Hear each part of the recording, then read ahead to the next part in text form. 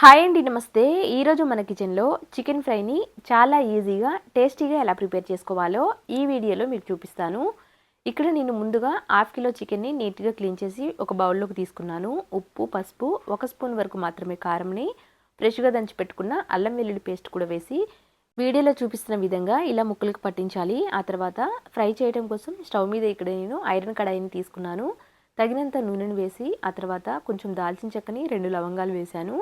Next ఉల్లిపాయ ముక్కల్ని కూడా వేశాను. ఇలా వేసేసి ట్రాన్స్పరెంట్గా మగ్గిన తర్వాత ముందుగా మసాలా పట్టించిన చికెన్ ముక్కలు కూడా వేసి అంతా కూడా ఒకసారి ఇలా కలిపేసేయాలి.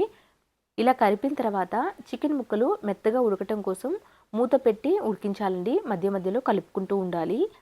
అంతా కూడా కలిపి మూత పెట్టి ఒక 10 నిమిషాలు ఉడికించాను. ఆ తర్వాత మళ్ళీ ఒకసారి ఇలా కలిపేసేయాలి. చికెన్లో నుంచి నీళ్లు ఊరుతాయి కదా, ఈ ఊరిన నీళ్ళన్నీ కూడా ఎగిరిపోయే వరకు మధ్య మధ్యలో కలుపుకుంటూ మూత పెట్టి ఉడికించాలి. ఇలా మూత పెట్టి ఉడికించటం వల్ల ముక్క అంతా కూడా మెత్తగా ఉడుకుతుంది.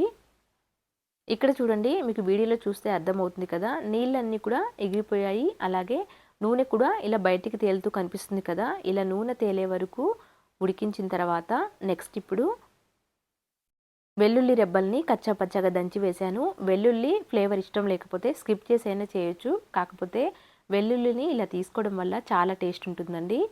అంతా కూడా ఒకసారి కలిపిన తర్వాత పచ్చిమిర్చి ముక్కలని కొంచెం కరివేపాకు కూడా వేసి అంతా కూడా ఒకసారి కలిపేసేయాలి.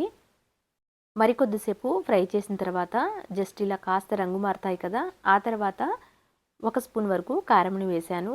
నెక్స్ట్ కొంచెం ధనియాల పొడిని, అలాగే సన్నగా కట్ చేసి పెట్టిన కొత్తిమీరను కూడా వేసి అంతా కూడా కలిపి మరికొద్దిసేపు ఫ్రై చేయాలి. ముందుగా కారం 1 స్పూన్ వరకే వేసాం కదండి. ఆ తర్వాత ముక్కలు కాస్త రంగు మారిన తర్వాత తగినంత కారం వేసి వీడియోలో చూపిస్తున్న విధంగా ఇలా రంగు మారే వరకు ఫ్రై చేసి లాస్ట్లో కొన్ని జీడిపప్పుల్ని నేతిలో వేయించి తీసుకున్నాను. ఇలా తీసుకోవడం వల్ల చికెన్ ఫ్రై టేస్ట్ చాలా బాగుంటుంది. అంతే అండి. Thank you for watching.